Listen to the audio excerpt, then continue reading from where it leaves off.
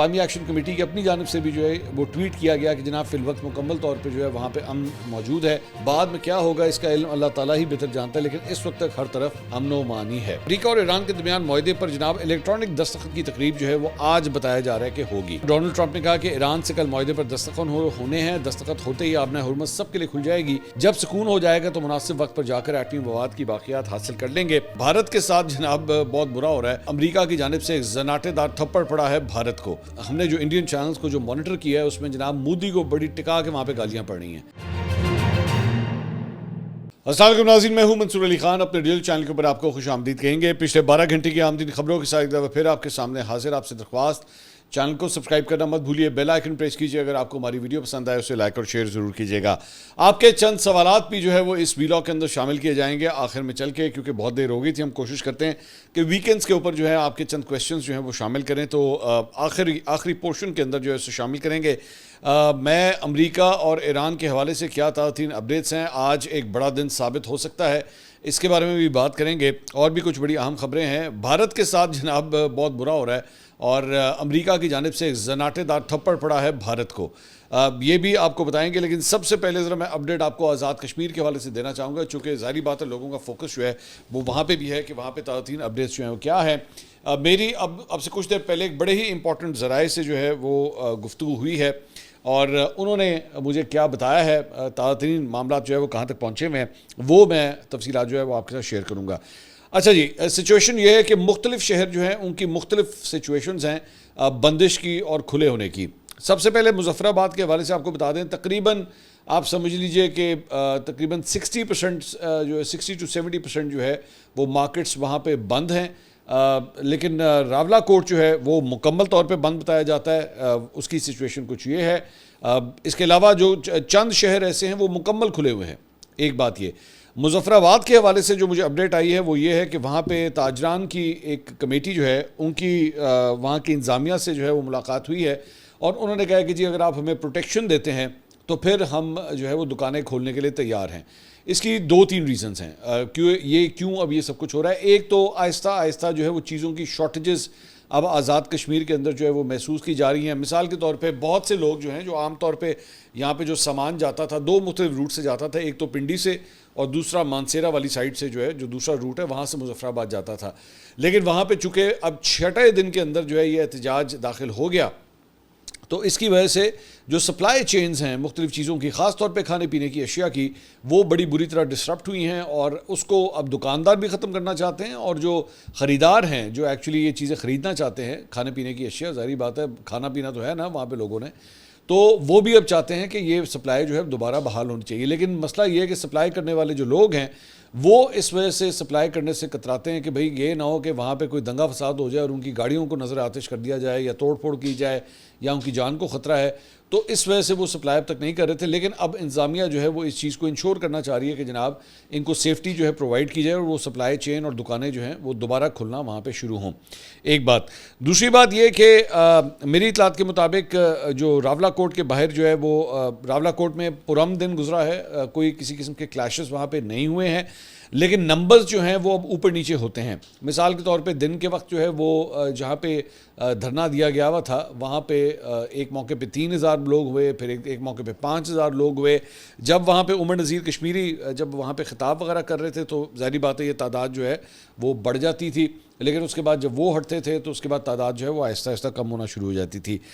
دوسری بات یہ کہ ابھی 24 گھنٹے پہلے جو ہے وہاں پہ قانون نافذ کرنے والے اداروں کی جانب سے ایک بہت بڑا فلیگ مارچ بھی جو ہے وہ کیا گیا تھا۔ جب وہ فلیگ مارچ کیا گیا تھا تو حالات کافی ٹینس ہو گئے تھے، جس کی وجہ سے لوگوں نے وہاں پہ خود اپنی مرضی سے بھی جو ہے وہ انخلا کیا، لیکن اس کے بعد جو ہے وہ آہستہ آہستہ پھر واپس بھی وہاں پر آ کے بیٹھے ہیں۔ میری اطلاعات کے مطابق مختلف ذریعوں کے ذریعے، میں یہ نہیں کہہ رہا کہ ڈائریکٹ کوئی مذاکرات ہو رہے ہیں، لیکن مختلف ذریعے جو ہیں ان کے تھرو دونوں سائڈز کے قانون نافذ کرنے والے ادارے ہو گئے، اور دوسری سائڈ کے اوپر یہ جو کالعدم تحریک ہے عوامی ایکشن کمیٹی، ان کے درمیان بیک ڈور آپس میں کچھ نہ کچھ معاملہ جو ہے وہ طے ہوئے، مطلب طے کرنے کی کوشش جو ہے وہ کی جا رہی ہے. معاملہ ایک ڈیمانڈ جو ہے وہ یہ بھی کی جا رہی ہے کہ جناب یہ جو پابندی لگائی گئی ہے اس کمیٹی کے اوپر، اس کو فی الفور جو ہے وہ ختم کیا جائے. اس کو اگر آپ فی الفور ختم کرتے ہیں تو پھر جو ہے وہ بات چیت کا ذریعہ جو ہے وہ کھولا جائے اور اس کے بعد لانگ مارچ جو ہے وہ ختم کیا جائے. اب مسئلہ یہ ہے کہ جب تک جس طرح ان کو کالعدم قرار دیا گیا ہے، جب تک یہ کالعدم قرار دیے گئے ہیں تب تک باقاعدہ طور پہ اب وفاق کی جانب سے کوئی ٹیم جو ہے ان سے ڈائریکٹ بات چیت بھی نہیں کر سکتی، کیونکہ ان کے اوپر تو پابندی لگ چکی ہے.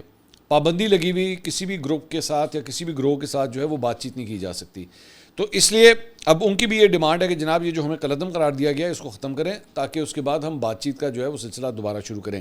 لیکن پرابلم یہ ہے کہ جس قسم کا ایویڈنس ان کے خلاف کالعدم قرار دینے سے پہلے دکھایا گیا تھا کہ جناب مثال کے طور پہ اس میں اسلحہ بردار لوگ جو ہیں وہ اس کراؤڈ کے اندر وہاں پہ موجود ہیں اور ان کی جانب سے اگر کوئی فائرنگ ہوتی ہے، اب تک کی اطلاعات کے مطابق جو ہے وہ 10 افراد جو ہیں وہ اب تک جاں بحق ہو چکے ہیں مختلف حادثات کے اندر، مختلف کلیشز کے اندر، جس میں سے 2 راہگیر بتائے جاتے ہیں اور اس میں سے ایک خاتون بھی تھی.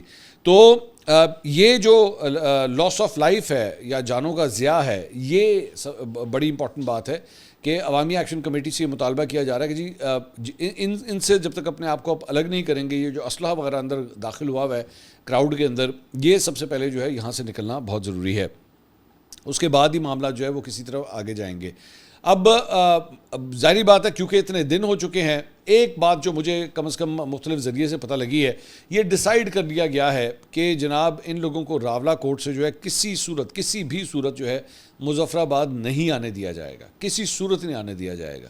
ایسا نہیں کیا جا سکتا کہ جناب دارالحکومت کو جو ہے وہ اس طرح بند کر دیا جائے یا وہاں پہ آ کے جو ہے وہ بیٹھک لگا دی جائے، وہ انتظامیہ جو ہے کسی صورت نہیں ہونے دے گی. تو یہ سچویشن جو ہے وہ اس وقت یہاں پہ موجود ہے.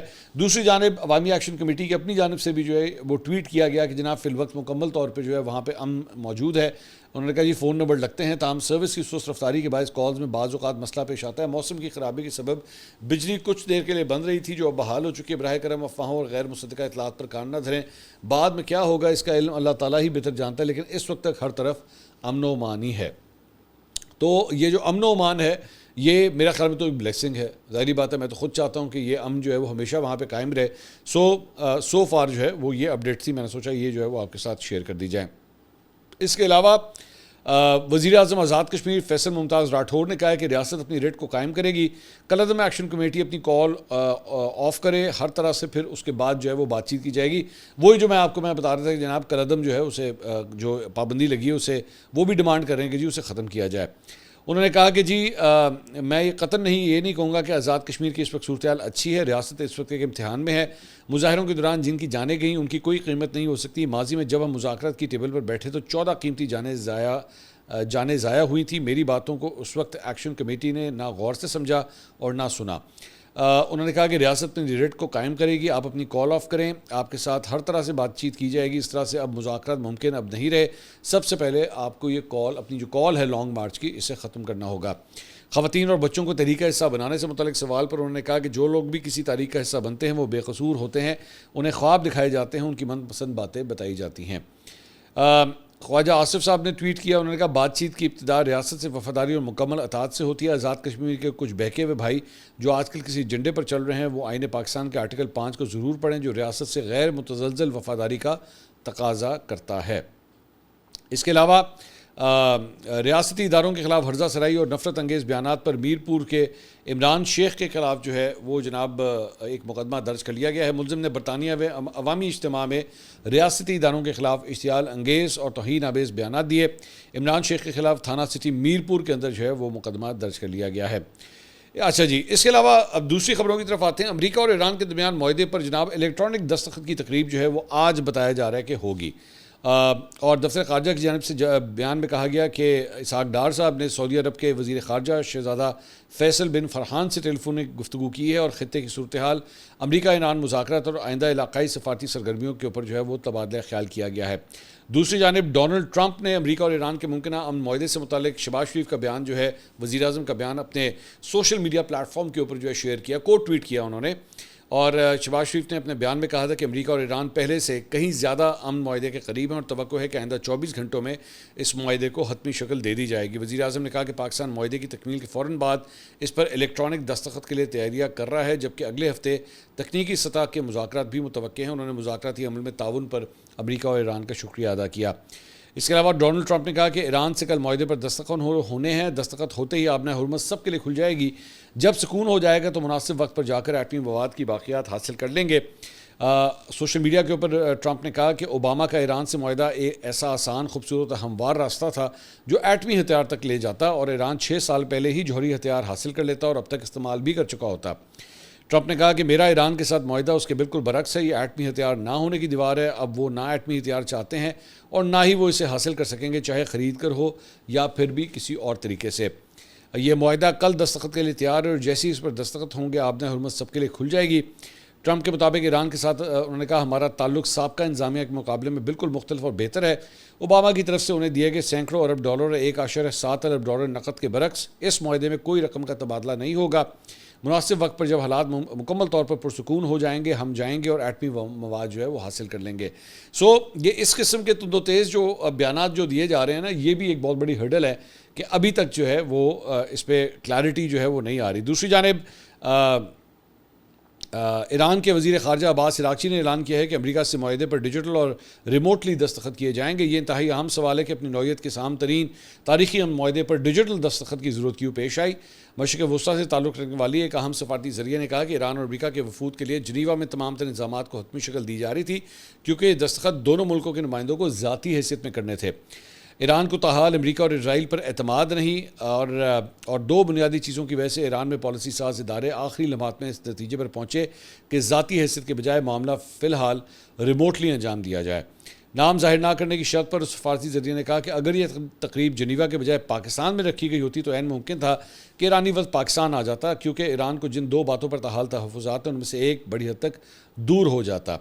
اس ذریعے کے مطابق تہران سے جنیوا تک طویل فضائی سفر کے دوران ایرانی وفد کی سیکیورٹی یقینی بنانے پر سنگین سوالیہ نشانات ہیں۔ ایران میں اعلیٰ سطح پر یہ خدشات بھی تھے کہ کہیں وفد کے اس فضائی سفر کے دوران اسرائیل کی جانب سے سبوتاج کا کوئی واقعہ پیش نہ آ جائے۔ وجہ یہ ہے کہ لبنان میں جنگ بندی کی مسلسل خلاف ورزی کرنے والے اور حزب اللہ کی قیادت کو مسلسل نشانہ بنانے والے اسرائیلی وزیر اعظم نیتنیاہو سے تہران کو کسی بھی حد تک جانے کی توقع ہے۔ سیکیورٹی جو ہے وہ ایک بہت بڑی وجہ ہے کہ ایرانی وفد جو ہے وہ جنیوا نہیں جانا چاہتا۔ وہ کہتے ہیں کہ جناب ہم یہاں سے دستخط جو ہے وہ ہم کر دیں گے، لیکن ہم فزیکلی جو ہے وہاں پہ نہیں جانا چاہتے۔ اس کے علاوہ اسرائیلی وزیر اعظم بنجامن نیتنیاہو نے کہا ہے کہ امریکہ ایران معاہدے میں اسرائیل جو ہے وہ فریق نہیں بنے گا۔ ان کے مطابق ایران معاہدے کے لیے امریکہ اسرائیل سے لبنان میں حملے رکوانا چاہتا ہے، جبکہ لبنان پر حملے روکنے کے مطالبے پر اسرائیل کا امریکہ سے سخت اختلاف ہے۔ دوسری جانب معروف امریکی صحافی اور کالم نگار نکولس کرسٹوف نے امریکہ ایران امن معاہدے کی کوششوں پر پاکستان کو زبردست خراج تحسین پیش کیا ہے۔ نکولس نے ایکس کے اوپر لکھا کہ امریکہ، اسرائیل اور ایران تینوں ہی اس جنگ کے دوران غلطیاں کرتے رہے اور کئی مواقع ضائع کر دیے۔ امریکی صحافی نے وزیر اعظم شہباز شریف اور general field marshal Asim Munir کو داد دیتے ہوئے لکھا کہ پاکستان اس بات کا بھرپور حقدار ہے کہ اسے غیر متوقع اور ہر دھرم دشمنوں کے درمیان امن کے لیے مسلسل اور انتھک ثالثی کی کوششوں پر زبردست خراج تحسین پیش کیا جائے۔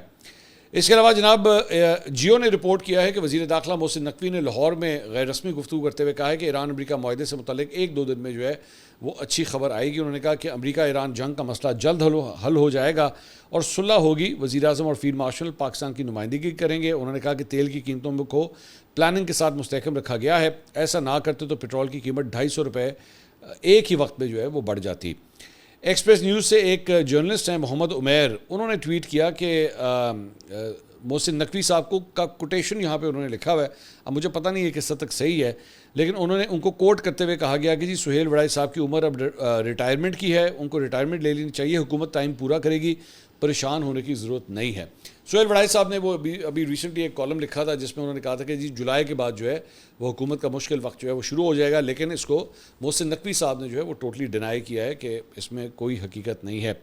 رؤوف کلاسرا صاحب نے اس کے اوپر جو ہے وہ محسن نقوی صاحب کے اس معاملے کے اوپر ایک کامنٹ کے اوپر جو ہے ایک ٹویٹ کیا۔ انہوں نے کہا یاد پڑتا ہے کہ ابصار عالم صاحب، عائشہ ہارون صاحبہ نے میر ظفر اللہ جمالی صاحب کا 2004 میں انٹرویو دی نیشن کے لیے کیا تھا، انہوں نے بھی فرمایا تھا کہ وہ کہیں نہیں جا رہے۔ چند دن کے بعد وہ اکیلے پنڈی ریلوے اسٹیشن پر بلوچستان اپنے آبائی گھر جانے کے لیے ٹرین کا انتظار کر رہے تھے۔ کابینہ کا کوئی وزیر الوداع کرنے بھی نہیں آیا تھا۔ سب وزیر F8 سیکٹر میں نئے نگراں وزیر اعظم چودھری شجاعت حسین کے گھر کے باہر قطار میں لگ کر اندر داخل ہونے کا انتظار کر رہے تھے۔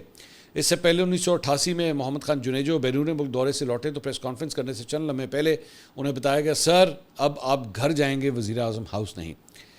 بے نظیر بھٹو کو بھی یہی بتایا گیا کہ وہ کہیں نہیں جا رہی۔ عارف نظامی کی اس صبح خبر تھی کہ آج ان کی حکومت توڑ دی جائے گی اور شام تک وہ ٹوٹ گئی تھی۔ صدر فاروق لغاری نے بھی یہی یقین آفتاب شیرپاؤ کو دلایا تھا کہ محترمہ کو جا کر کہیں غیر آئینی قدم نہیں لوں گا۔ نواز شریف صاحب کو تو ایک چھوڑیں دو چھوڑیں الٹا 3 دفعہ اس خوش فہمی میں وہ رہے۔ کہتے ہیں بھٹو صاحب نے بھی کرسی پر ہاتھ مار کر کچھ اس طرح ملتے جلتے الفاظ کہے تھے کہ یہ بہت مضبوط ہے۔ قبلہ محسن نقوی کی اس یقین دہانی کو اس ماضی کے تناظر میں پڑھا جائے یا اس دفعہ تاریخ تھک ہار کر دوبارہ دہرائے جانے کو تیار نہیں ہے اور وہ تاریخ کا بے رحم پہیہ موڑ دیں گے۔ ظاہری بات ہے اس کا تو انتظار کرنا پڑے گا کہ کون جو ہے وہ صحیح کہہ رہا ہے اور کون غلط کہہ رہا ہے۔ اس کے علاوہ وزیر اعلیٰ پنجاب مریم نواز صاحبہ جن کی پچھلے دنوں بتایا گیا ہے کہ ایک سرجری ہوئی تھی اور وہ کئی دنوں سے جو ہیں وہ پبلک آئی سے بالکل دور تھیں اور بتایا جاتا ہے کہ وہ مطلب ریسٹ کر رہی تھیں اور وہیں سے جو ہے وہ معاملات کو سنبھال رہی تھیں۔ تو آج میری ایک بڑی امپورٹنٹ سورس سے جو ہے ملاقات ہوئی اور انہوں نے مجھے بتایا کہ جناب پیر سے جو ہے وہ وزیر اعلیٰ مریم نواز جو ہیں وہ اپنی ذمہ داریاں سنبھالنے لگی ہیں اور جو روٹین کی میٹنگز وغیرہ جو ہوتی ہیں وہ بھی اب وہ کال کرنا شروع کر رہی ہیں۔ اس کے علاوہ ایک اور خبر جو ہے اب ذرا بھارت کے حوالے سے جو ہے وہ شروع کرتے ہیں اور بھارت کو جناب بڑی سخت شرمندگی کا سامنا کرنا پڑا ہے اور اس وقت ہم نے جو انڈین چینلز کو جو مانیٹر کیا ہے اس میں جناب مودی کو بڑی ٹکا کے وہاں پہ گالیاں پڑ رہی ہیں۔ اب وجہ کیا ہے؟ وجہ یہ ہے کہ جناب مختلف جو آبنہ حرمت سے گزرنے والے جہاز تھے ان کے اوپر امریکہ نے اٹیکس کیے۔ 3 مختلف جہاز ہیں ان میں سے اور ان جہازوں کے اوپر جو ہے وہ بیسکلی انڈین سیلرز جو ہیں وہ وہاں پہ سوار تھے اور ان کو جو ہے وہ ہٹ کیا گیا۔ تو اس کے اوپر جو ہے وہ بتایا جاتا ہے کہ بھارتی وزیر خارجہ جے شنکر نے امریکی سیکرٹری خارجہ مارکو روبیو سے فون پر بات کی، جس کے بعد انہوں نے ٹویٹ کیا کہ آج شام امریکی وزیر خارجہ مارکو روبیو سے بات کی، میں نے خلیج میں امریکی بحریہ کے حملوں پر ہندوستان کے سخت احتجاج کو دہرایا جس میں 3 ہندوستانی ملاح ہلاک ہوئے تھے۔ تجارتی جہاز رانی کے خلاف ایسے مہلک اقدامات جائز نہیں ہیں۔ جس کے بعد امریکی حکام نے اپنے آفیشیل بیان میں، اب غور سے سنیے گا، اس کے بعد امریکی حکام نے اپنے آفیشیل بیان میں امریکی بحریہ کے ان حملوں پر معذرت کرنے سے انکار کر دیا جن میں 3 ہندوستانی ملاح مارے گئے تھے۔ امریکی اسٹیٹ ڈپارٹمنٹ کی جانب سے جاری بیان میں کہا گیا کہ secretary of state Marco Rubio نے ہندوستانی وزیر خارجہ جے شنکر سے بات کی۔ دونوں عہدیداروں نے آبنہ حرمز میں حالیہ واقعات پر تبادلہ خیال کیا۔ امریکی سیکرٹری خارجہ نے اس بات پر زور دیا کہ تمام تجارتی جہازوں کو امریکی افواج کے احکامات کی فوری طور پر تعمیل کرنی چاہیے۔ امریکی ناکہ بندی کی خلاف ورزی اور ایرانی تیل کی غیر قانونی نقل و حمل کو برداشت نہیں کیا جائے گا۔ انہوں نے کہا چلو دوڑ جاؤ یہاں سے، اسی طرح اب آئندہ بھی اگر کوئی جہاز تم لوگوں کا یہاں سے گزرا نا یا تمہارے وہاں پہ اس کے اوپر سیلرز جو ہیں یا ملاح جو ہیں وہاں پہ موجود ہوئے تو اسی طرح گولہ باری جو ہے وہ ہوگی، سانو نہ دسو سی ہی کرنا ہے۔ تو بڑی منہ کی کھانی پڑی ہے اور اس کے بعد جو ہے وہ ایک طوفان وہاں پہ آیا ہوا ہے اور بھارتی صحافی سشانت سنگھ ہیں، انہوں نے ٹویٹ کیا look at the public statement release by Rubio, this is what this lot Modi Doval and Jaishankar have reduced India to unable to protect Indian lives and being threatened when one of them tries to mildly object about it. Modi's silence of course is the most galling. So basically ان کا کہنا ہے کہ جناب یہ دیکھیں یہ اوقات ہماری رہ گئی ہے کہ ہم وہاں پہ جو ہے وہ چھوٹا سا احتجاج کر رہے ہیں کہ بھائی مت کریں اس طرح کی بیماریاں جو ہے مت کریں، ہمارے 3 جو ہے وہ ہندو بھارتی جو ہیں وہ مارے گئے ہیں۔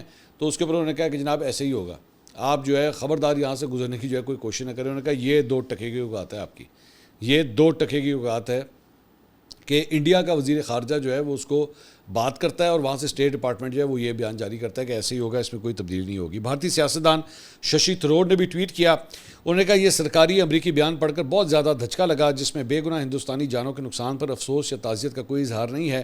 دوست اور اسٹریٹجک پارٹنر اتنا بے حس کیسے ہو سکتا ہے؟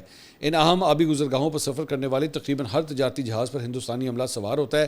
کیا اب ان سب کو امریکی میزائلوں کے لیے جائز ہدف سمجھا جائے گا؟ یہ طریقہ ناقابل قبول ہے اور مجھے امید ہے جے شنکر نے مارکو روبیو سے ایسا ہی کہا ہوگا کہ مجھے امید ہے کہ ایسا ہی کہا ہوگا۔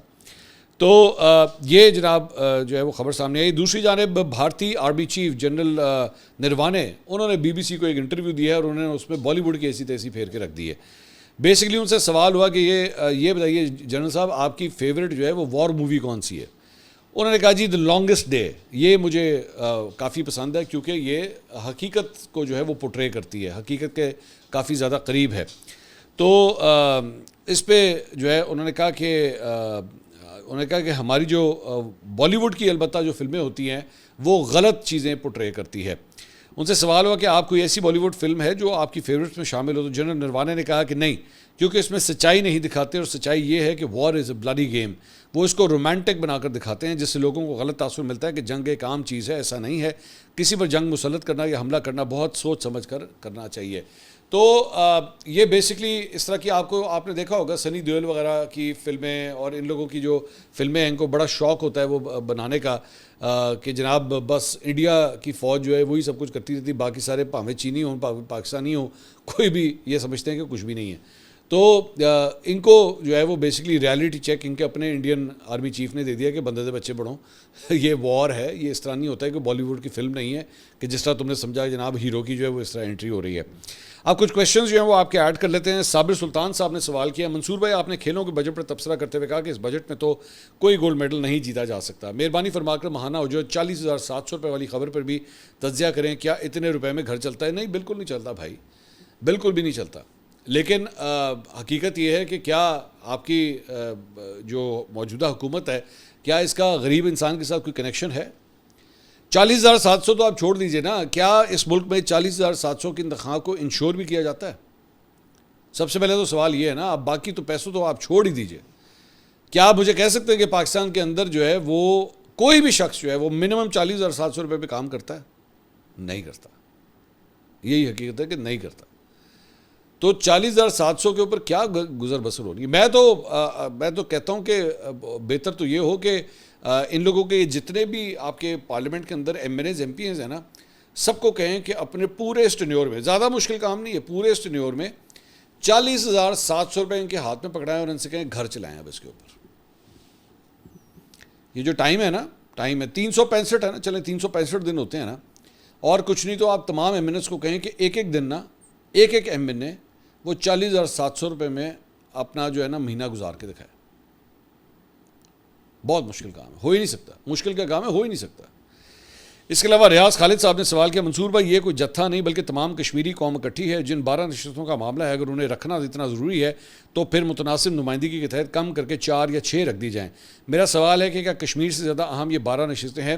ریاض صاحب میں اب آپ کو یہ خبر دے دیتا ہوں کہ عوامی ایکشن کمیٹی کو آفر دی گئی ہے, یہ میں آپ کو خبر دے رہا ہوں کہ 12 کو کم کر کے اس کو 6 کرنے کی آفر عوامی ایکشن کمیٹی کو دی گئی تھی. انہوں نے ماننے سے انکار کر دیا, انہوں نے کہا ہم یہ بھی نہیں مانیں گے. اب کیا کریں بتائیے؟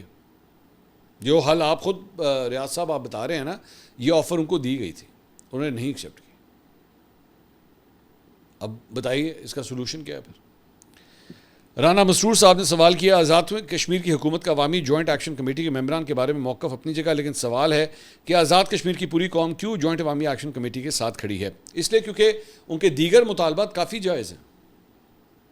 مطلب آپ جو ان کے عوام سے متعلق جو مطالبات ہیں, میں خود آپ سے کہہ رہا ہوں بہت جائز ہیں, لیکن ان جائز مطالبات کو پورا کرنے کا طریقہ کار غلط ہے.